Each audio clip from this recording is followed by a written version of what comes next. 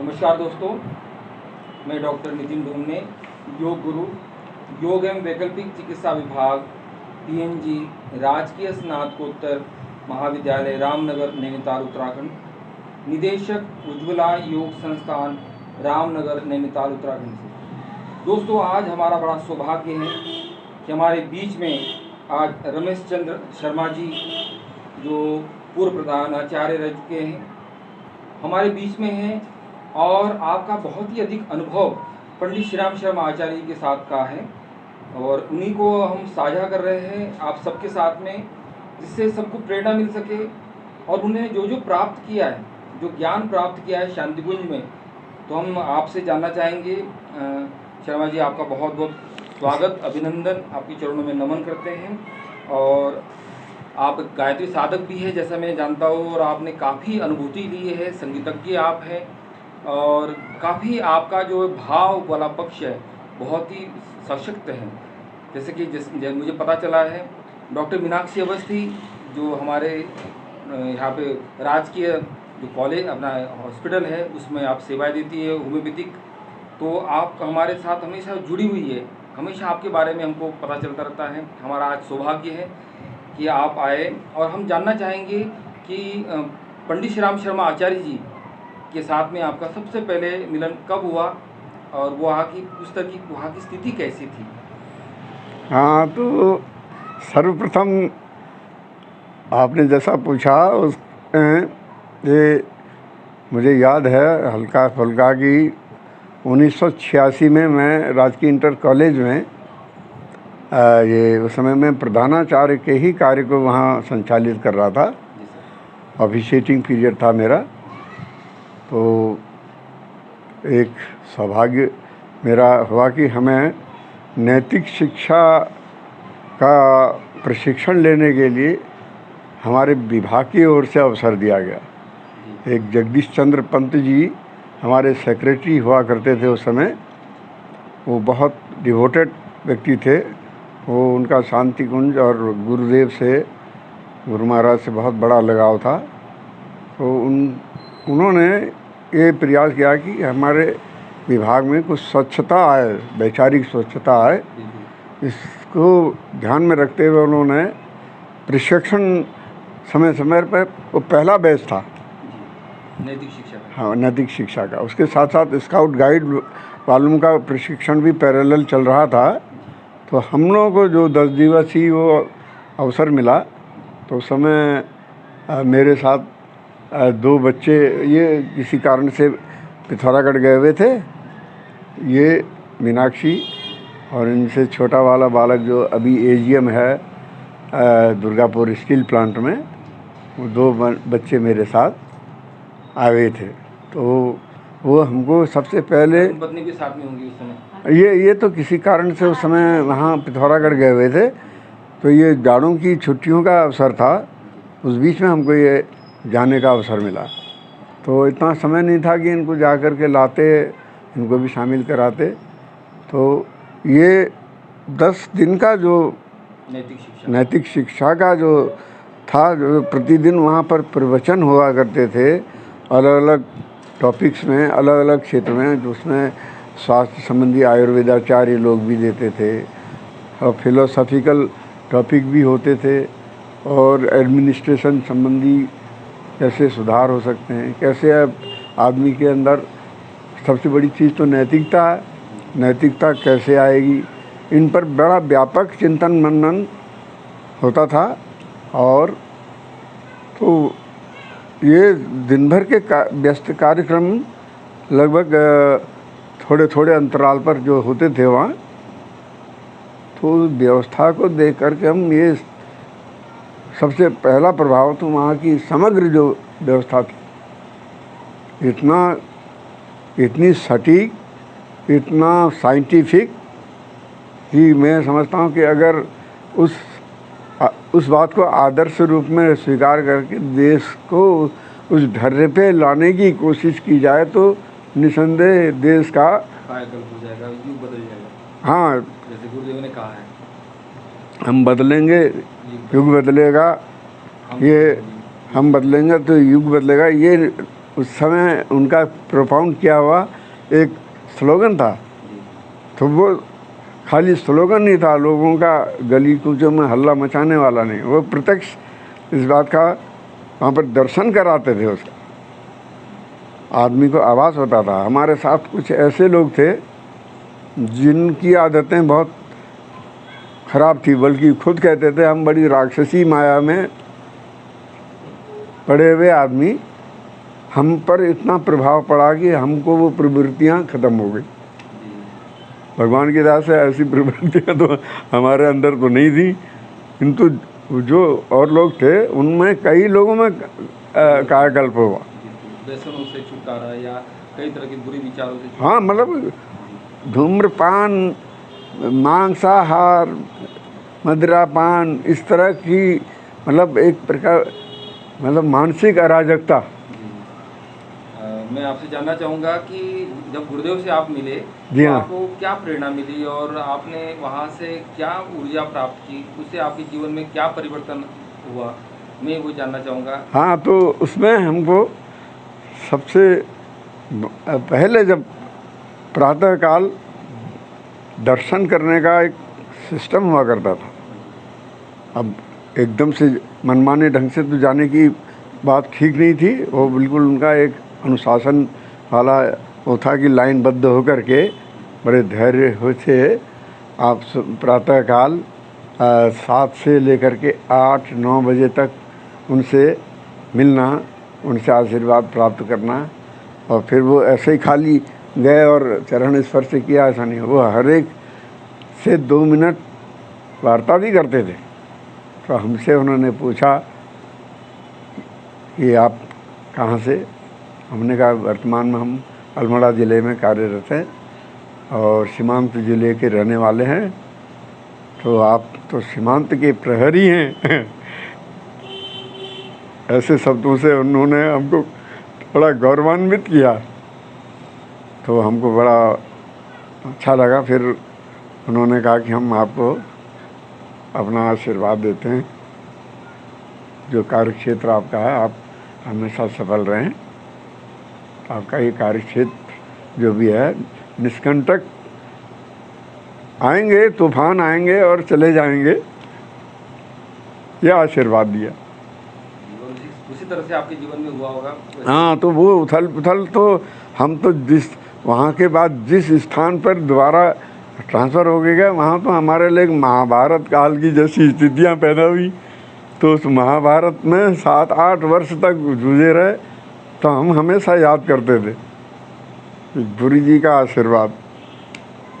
और अंततः देखिए वो कैसे विलीन हुआ, उतना जिसको हम समझते थे कि ये इसका अंत तो होगा या नहीं होगा। तो स्थितियाँ ऐसी आ जाती हैं ना, कभी कभी कार्य क्षेत्र में लोग अतिक्रमण करने वाले हो जाते हैं, कई दूसरे को गिराने की कोशिश करते हैं। मतलब वो बहुत छल कपट वगैरह के ये तो संसार में लगा हुआ हिसाब है। तो हमने वास्तव में वो देखा कि देखिए अनुभव किया कि हमारे आने वाले समय को उन्होंने वहाँ माप लिया था, जबकि वो समय उस तरह का कोई घटनाक्रम नहीं था। हम ऐसी आशा भी नहीं कर सकते थे। किंतु बाद में जाकर के जब हमको प्रत्यक्ष उस महाभारत में जूझना पड़ा तो हमको वास्तव में समय समय पर यह आभास होता था कि ये ज़रूर हमको आशीर्वाद की मदद हो रही है। और उसी आशीर्वाद की बदौलत उतना बड़ा मतलब जो लगता था कि ये अंतहीन है, उसका अंत कैसे हुआ, विलीन हुआ, हमको अभी आश्चर्य होता है कि अपना भी गायब हो गया और हम भी सुचारू रूप से अपने दूसरे स्थानों में गए। तो वहाँ का कोई क्लेश ख़त्म आई और एक स्वप्न आया और स्वप्न बुरा स्वप्न ख़त्म हो गया। तो ये देखिए एक बहुत बड़ी शक्ति, बहुत बड़ा आशीर्वाद। और फिर दूसरा प्रभाव ये भी पड़ा, जब ये तो हमने दर्शन किए बच्चों का को भी, इनको भी उनका आशीर्वाद प्राप्त हुआ, इनको भी हमेशा ये बड़ी प्रेरणादायक मुझे स्थिति लगती है जब डॉक्टर मीनाक्षी अवस्थी जी से हमारी बात होती है, हमारी बहन है, और उनसे बड़ी प्रेरणा मिलती है मुझे जब भी ये चर्चा होती है। तो उस संबंध में किस तरह की घटना हुई थी? पहली मुलाकात थी या दूसरी मुलाकात? ये पहली मुलाकात का समय था। अच्छा। ये हमको हमको हमको ये मतलब शांति कुंज कोई इतनी बड़ी संस्था इतना बड़ा कार्य कर रही है, ये हमें वहीं जा कर के मालूम पड़ा। तो हम इस बात के लिए ये समझते थे कि हमारे जो उस समय के एजुकेशन सेक्रेटरी जगदीश चंद्र पंत जी हैं, ये भी मतलब उनसे बहुत प्रभावित व्यक्ति रहे और उन्होंने खाली ही इस तरह की बात नहीं सोची। ये जो लगाया, उसके बाद तो पुलिस विभाग है, इवन आर्मी के विभाग वाले भी वहाँ प्रशिक्षण लेने के लिए आते थे। नैतिक शिक्षा के हाँ, कोई प्रशिक्षण? हाँ, तो शुरुआत उन्होंने की थी। इतना बड़ा स्टेप हुआ और वो सतत चलता रहा। उसका वास्तव में सकारात्मक प्रभाव भी पड़ता रहा, सकारात्मक प्रभाव भी देखने में मिला, क्योंकि लोगों में बदलाव आ रहा था ना। और जो जिनों के पास जिम्मेदारियां थी उनमें बदलाव आएगा तो तभी तो दूसरे लोगों पर भी प्रभाव पड़ेगा। गैर जिम्मेदार आदमी को ही तो जिम्मेदार बनाने की आवश्यकता है। अब यहाँ तो इस तरह की स्थितियाँ लगातार बनी रहेगी। जिनके ऊपर बहुत बड़ी जिम्मेदारियाँ, वही गैर जिम्मेदार बने हुए। तो इसी चीज़ को देखते हुए तो उन्होंने ये प्रशिक्षण वहाँ शुरू किया था। तो हमको वहाँ जाकर के ये बात हमें लगा कि हम पहले फेरे में हम ये आवाज़ करने लगे कि इस स्थान पर आने के बाद किसी मंदिर में जाकर के मत्था टेकने की आवश्यकता नहीं है। ये सब जगह अपने धंधे की बातें होती हैं। केवल ये स्थान ऐसा है जहाँ बिल्कुल मौन रूप से आप सब चीज़ समझते जाइए, देखते जाइए। वहाँ पर कोई हल्ला नहीं गुल्ला नहीं, अपनी रक्षा करने का भी इंतज़ाम मौन रूप से, कोई मतलब इतना स्तब्धता के साथ। तो वो वातावरण आज भी हमको बड़ा इच्छा करती है। हम बल्कि हम तो सोचते थे बिल्कुल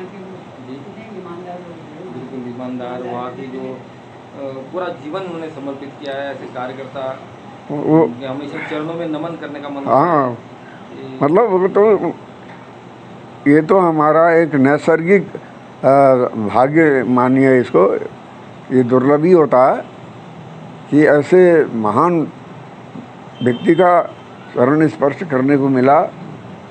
वो स्वयं सामने में बैठ कर के जब प्रवचन देते थे सायंकाल में 7-8 बजे के आसपास, तो उन्होंने बताया था कि मैंने जो है 12 वर्ष तक तपस्या हिमालय में की, हिमालय की कंदरा में। बताइए, वो पुराने ऋषियों की झलक उनके अंदर थी और उसी ऋषित्व के फलस्वरूप तो इतना बड़ा उनका इतना गहन चिंतन रहा कि उन्होंने सारा लेखबद्ध किया। सब प्रज्ञा पुराण उनका लिखा हुआ बहुत बड़ा ग्रंथ है। वो मतलब ये चीज़ें तो अध्ययन करने की तो हैं ही, पर प्रत्यक्ष देखने के बाद उनके बारे में सोचना भी एक बड़ा भारी अध्ययन ही लगाइए आप। सर से हमारी बड़ी अच्छी वार्तालाप चल रही है। परम पूज्य गुरुदेव, परम वंदनीय माता जी और शांतिकुंज की जो आपकी अनुभूति है, उसी क्रम में हम आगे बढ़ेंगे। आपने नैतिक शिक्षा का जो पूरा कार्यक्रम है उसके बारे में आपने बताया कि किस प्रकार के उनके विचार क्रांति अभियान जो था, कैसे लोगों के विचारों को बदला जाए और विचारों को बदल के व्यक्तित्व को बदल कर कैसे समाज में परिवर्तन किया जाए। तो इसी आधार पर वो नैतिक शिक्षा के कार्यक्रम थे। और कहा भी गया है, अध्यापक है युग निर्माता, छात्र राष्ट्र के भाग्य विधाता। तो यदि अध्यापक का व्यक्तित्व अच्छा बनेगा तो निश्चित रूप से छात्र का भी जीवन अच्छा बनेगा। इसी आधार पर शायद वो नैतिक शिक्षा का कार्यक्रम चल रहा था और बड़ा आनंद आ रहा है। और हम आपसे जानना चाहेंगे कि कुछ अनुभूतियाँ, जैसे कि डॉक्टर मीनाक्षी अवस्थी जी ने कहा कि हमारे उनके जीवन में जो गुरुदेव ने कहा है उसी प्रकार से कुछ घटनाएं घटित हुई। तो मैं जानना चाहूँगा कि वो क्या थी और क्या गुरुदेव ने आपको बच्चों के बारे में कहा था और वो आगे जाकर घटित हुआ, तो मैं वो जानना चाहूँगा।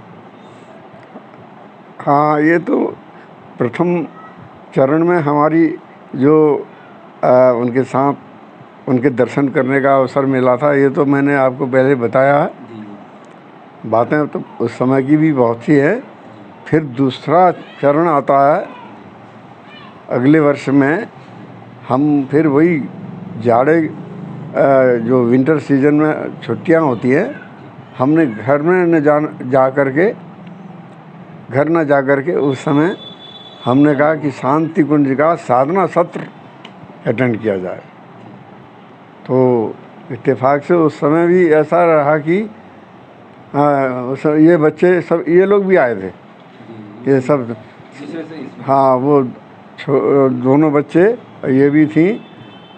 और हमको फिर दूसरा अवसर मिला। उस समय तो हम अपने कार्यक्रम से, क्योंकि पहले का प्रभाव पड़ा था ना। जी वो तो नैतिक शिक्षा का हाँ, उसका प्रभाव पड़ा था, क्योंकि वो वहाँ का वातावरण खुद में आदमी को अनुशासन में रहने का एक संदेश देता है ना। हर समय हर कोई किस्म का व्यक्ति, जो भी वहाँ, एक छोटा कार्यकर्ता, बड़ा कार्यकर्ता, कोई भेद नहीं। वो ऐसा लगता था कि इनको देख करके हमारा जीवन कैसा होना चाहिए। एक प्रहरी से लेकर के बड़े बड़े व्यवस्थापक, वह सब मुझे विद्वान ही लगते थे। तो दूसरे में हमने साधना सत्र अटेंड किया। तो उस समय हमारी जब भेंट हुई, पहले फेरे में मिले हुए कुछ साथियों से, उस समय तो उनके साथ हमारा ज़्यादा उठना बैठना नहीं हो पाया। तो दूसरी बार में उनसे हमारा कभी कभी वार्तालाप होता था। तो तब वो बताते थे कि हमको यहाँ पहले बार जो हमने देखा, बल्कि अभी उनमें से एक तो गौरीदत्त ओझा जी, वो डियावस बनकर के रिटायर हुए, और एक दूसरे ओझा जी थे, दोनों ओझा बंधु थे। ये प्रधानाचार्य से डियावस, तो उनसे हमारा सानिध्य हुआ ना। बैठते बैठते अगल बगल में ब्लॉकों में हम रहते थे, तो उनसे परिचय भी हुआ, और वहीं के हैं करके थोड़ा सा बातें भी। तो उन्होंने कहा कि देखो शर्मा जी, हम तो मिलिट्री से रिटायर होकर के आए थे, एजुकेशन विभाग में लगे, इंटीरियर में थे, और इंटीरियर में रह कर के भी हमारी जीवनचर्या मतलब स्वच्छंद वाला, जैसे राक्षसी स्वच्छंदता होती है, इस तरह से हमारा विचरण होता। हमने जो पहली बार शिक्षण लिया, उस समय तो आपके साथ हमारा ज़्यादा परिचय नहीं हुआ। आज यहाँ परिचय हो रहा, तो हम आपको बताएं कि हमने प्रथम जो ये प्रशिक्षण लिया था, उसके परिणाम स्वरूप हम भी साधना सत्र अटेंड करने के लिए आए हैं। और हमको ये परिवर्तन हुआ कि अकस्मात जितनी दुष्प्रवृत्तियाँ थी, सब त्याग करके आए हैं, और किसी किस्म का अब हमारे दिमाग में वो नहीं। अब हम उस राक्षसी माया को याद भी नहीं करना चाहते हैं। हाँ, सबक सिखाने के लिए लोगों को ज़रूर बताते हैं, ताकि लोगों को मालूम पड़े। और ये कृपा गुरु महाराज की, ये उनके चरण में स्थान हमको वास्तव में मिला, इसका प्रत्यक्ष प्रमाण है। ये दोनों हम लोग इसलिए दो के दो साथ बना करके अपनी इच्छा से, स्व इच्छा से, अपने अवकाश का प्रयोग करते हुए आए हैं। तो हमने कहा यार वास्तव में, तो वो बड़े दत्तचित होकर के हम भी गायत्री का अनुष्ठान 24,000 वो, हाँ, वो करते थे 9 दिन में पूरा करके। तो समय की वो घटना, फिर उस समय एक बात और ज्ञात हुई हमें। उस टाइम पे हमारी इच्छा हुई कि बच्चों को एक बार रोपवे से मनसा देवी के दर्शन कराए जाए। तो हम पता कर रहे थे कि कहाँ पर है, कैसे है, क्या व्यवस्था है, कहाँ से कहाँ जाना पड़ेगा। तो वहाँ पर शांति कुंज के ही जो खास प्रबंधक लोग थे, उन्होंने हमको गाइड किया कि आप ऐसे जाइए, आप बताइए कि आप शांति कुंज से जुड़े हुए हैं, और आप यहाँ ये साधना सत्र का आपके पास ये सर्टिफिकेट है, आपके पास एक टोकन है, इसी से समझ जाएंगे, आप दिखा दीजिए। मैंने कहा इसका क्या मतलब है, इससे क्या प्रभाव पड़ना है। तब उन्होंने एक बात बताई थी कि जब ये रोपवे स्थापित हुआ था,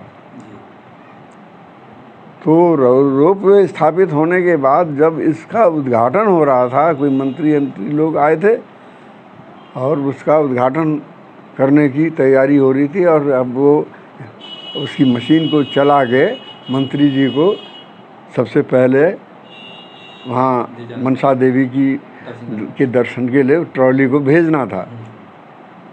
तो वो ट्रॉली जो है, ना इंजन चला ना ट्रॉली आगे बढ़ पाई। इंजन चला नहीं तो कैसे आगे बढ़ती। अब बड़े बड़े वहाँ वो तो पूरी मतलब आपकी कोरियन टेक्नोलॉजी थी या विदेशी टेक्नोलॉजी, वहाँ के वो जितने भी इंजीनियर्स थे बड़ा दिमाग लगाते थे। उनके सारा सिस्टम अपनी जगह में काम कर रहा है, फिर भी पता नहीं ये क्यों नहीं चल रहा है, ये इंजन काम क्यों नहीं कर रहा है।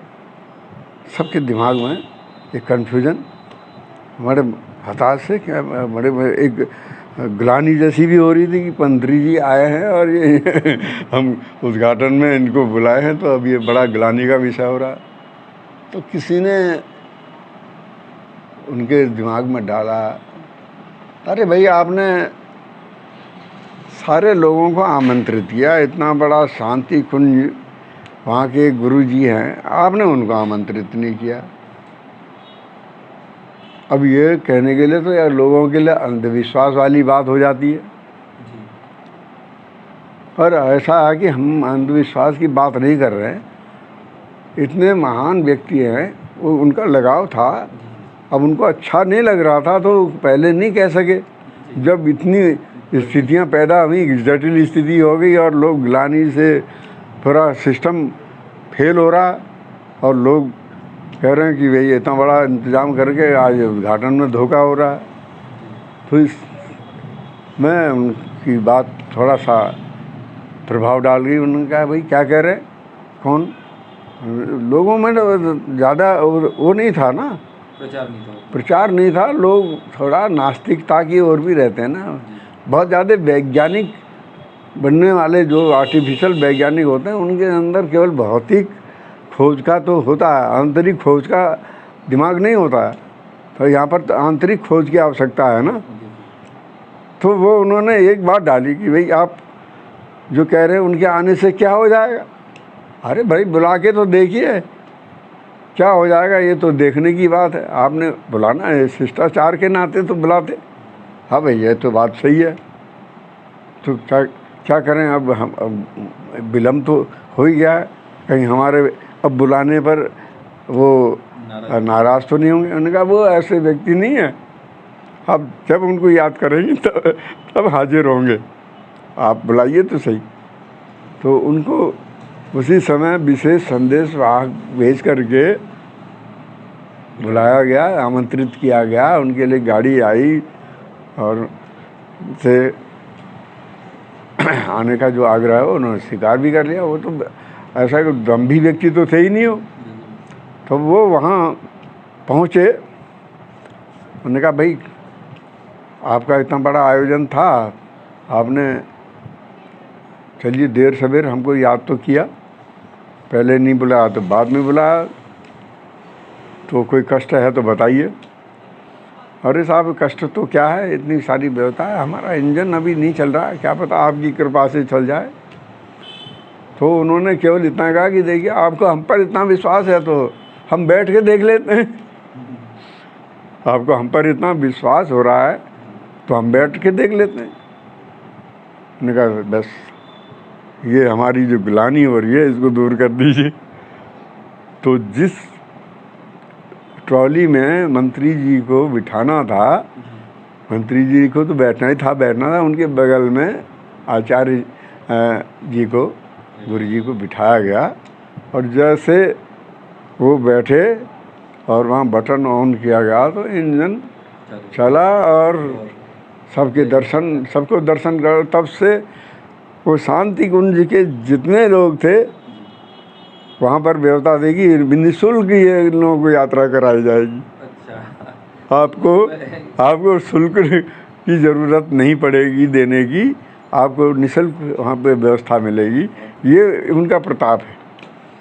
ये उनका प्रताप है। सुना नहीं इसके बारे में, ये मेरे आपको ये जानकारी नहीं मिली? बिल्कुल नहीं जानकारी। तो ये नई बात एक समझ ये मतलब ये प्रत्यक्ष किस सन की बात चमत्कार है। ये किस सन की बात होगी लगभग? ये तो ये बात हमको 87 सन में जब हम साधना सत्र में गए थे, उस समय दूसरी बार में। पहली बार तो हम इतना न देख पाए न समझ पाए, पर समझ क्या पाएंगे, इतना तो समझ गए थे कि शांति कुंज वास्तव में शांति का ही कुंज है।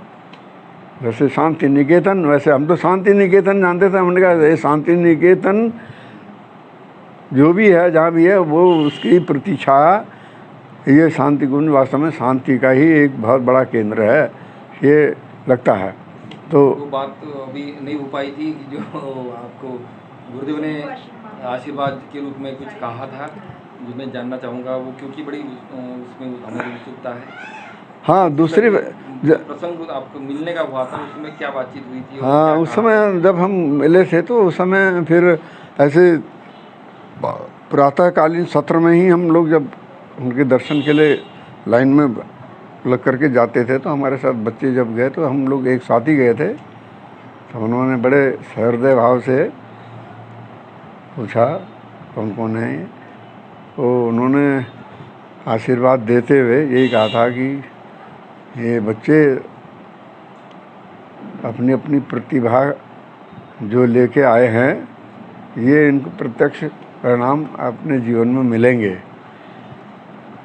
जो बनना है, ये जैसा इनके अंदर है प्रतिभा, ये अपने आप में समय पर प्रफुल्लित होगी। और ये इसका आपको चिंता करने की आवश्यकता नहीं है। आप निष्कंटक होकर के चलते रहे, आपका निष्कंटक मार्ग प्रशस्त रहेगा। और आप इस बात का ध्यान में रखिए। आप हमें एक बात और कही देखिए, इतना आप हमें याद करें या न करें, ये आशीर्वाद आपको यहाँ से जो प्राप्त हुआ, ये आंतरिक रूप से आपको प्रभावित करते रहे। आप हमको याद करेंगे नहीं करेंगे, ये व्यक्ति की परिस्थितियाँ होती हैं, किंतु आपको ये जो है ये अंदर स्थापित हो गया आपके।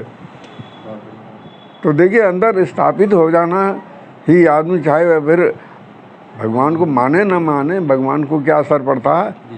तो महात्मा उनको याद है, हम करें न करें उनको कोई अंतर नहीं पड़ता, किंतु उनकी भावना अगर स्थापित हो गई तो प्रत्यक्षता कहीं न कहीं पर उसको आड़े वक्त में सहायता मिलती है। चाहे आपका कठिन समय है, चाहे जैसा भी समय है, सब अच्छा, और जो आप कार्य करेंगे उसका प्रभाव वहाँ पर पड़ेगा। हम तो जो भी चीज़ें हुई, जहाँ पर भी सफलता हमको मालूम पड़ती रही है कि हमारा ये कार्य सफल हुआ, भगवान की दया से हम जहाँ भी रहे तो हमारे हाथ से अच्छे विद्यालय संचालित हुए, तो हम उन्हीं का आशीर्वाद समझते थे। कुछ संदेश में चाहूँगा कि हमारे जो दर्शक है जो यूट्यूब के, वो उनके लिए कुछ चाहेंगे, आप कुछ बताएं। बस हमारा तो ये जो परिस्थितियाँ इस समय देश में व्याप्त हैं, जिस तरह की हमारे देश में राजनीति चल रही है, एक पॉल्यूटेड राजनीति इस समय हमारे यहाँ चल रही है। तो इस पॉल्यूटेड राजनीति में परिवर्तन लाने के लिए एक बहुत बड़ा स्रोत हमारे पास, ऐसे महात्मा पुरुषों का अनुसरण करना, उनके ग्रंथों पर हम मतलब निस्वार्थ भाव से कोई उसके अंदर लाग लपेट न करते हुए, हम उसमें उनके जो उन्होंने वहाँ पर अपने व्यवस्था को संचालित करने में किया, उसका अनुसरण करने लगे हमारे राजनीतिज्ञ। तो निश्चित रूप से यहाँ पर जो कायाकल्प होने में देर नहीं लगेगी। और हम तो कहते हैं कि मिशन तो कई काम कर रहे हैं अपनी अपनी जगह में, किंतु इनका इतना विश्वव्यापी जो मिशन है, युग निर्माण योजना, युग निर्माण योजना, ये एक बड़ा भारी मिशन है। इस मिशन के लिए शांति कुंज का दर्शन करने के लिए हर एक व्यक्ति को जाना चाहिए। चाहे आप दूर से उसको अजायब घर ही समझ करके चले जाएं, एक बार तो आप आप जाएंगे तो फिर अजायब घर नहीं समझेंगे, आप समझेंगे कि यही वास्तव में घर है, जी जी। कोई अजायब घर नहीं है। तो बहुत बहुत आपके चरणों में हम नमन करते हैं कि आपने गुरु के दर्शन किए और उनसे आपने आशीर्वाद प्राप्त किया। जी। और निश्चित रूप से आपका जीवन धन्य हुआ है और हम भी अपने आप को धन्य मान रहे हैं। आज ये सहयोग बना और वो सहयोग बनाने में डॉक्टर मीनाक्षी अवस्थी जी है जो जिनके सहयोग से ये क्रम यहाँ पे उत्पन्न हुआ है। और हाँ, समय हो डॉक्टर मीनाक्षी अवस्थी हमेशा उनका हमको एक प्रकार सहयोग मिलता रहता है। जो हमारे पेशेंट आते हैं उनको मार्गदर्शन उनका मिलता रहता है, उनका सहयोग मिलता रहता है। आप होम्योपैथिक की बहुत अच्छे जानकार है बच्चों के लिए और मैं समझता हूँ कि जटिल से जटिल जो समस्या है आप बड़े अच्छी तरह से आप हल करती है। और माता जी का भी हमको आशीर्वाद मिला, आप आए और हाँ, प्रत्यक्ष रूप से इनको जो आशीर्वाद मिला है जी जी। तो इनके कार्य में उनका आशीर्वाद। बहुत सारी बातें होंगी, आपकी अपनी अनुभूतियाँ होंगी, लेकिन वो आप मौन है और मौन से ही हम समझ पा रहे हैं। बहुत सारी चीज़ें आपने बताई, तो इसी के साथ में आज की हम वार्ता समाप्त करते हैं और पुनः आपसे हम निवेदन करेंगे कि इसी प्रकार से आप हाँ, हमारा रहेंगी। हाँ फिर नमस्कार दोस्तों, आशा करते हैं कि ये जो वार्तालाप है, जो आपकी अनुभूत स्मृतियाँ हैं, आपके लिए भी कारगर होगी, आपके जीवन में भी कहीं न कहीं परिवर्तन लाएगी। जैसे कि संदेश में बताया गया है, एक बार शांतिकुंज आप अवश्य जाइएगा। शांतिकुंज में जाकर आप उस ऊर्जा को ज़रूर अनुभव कीजिएगा। नमस्कार दोस्तों।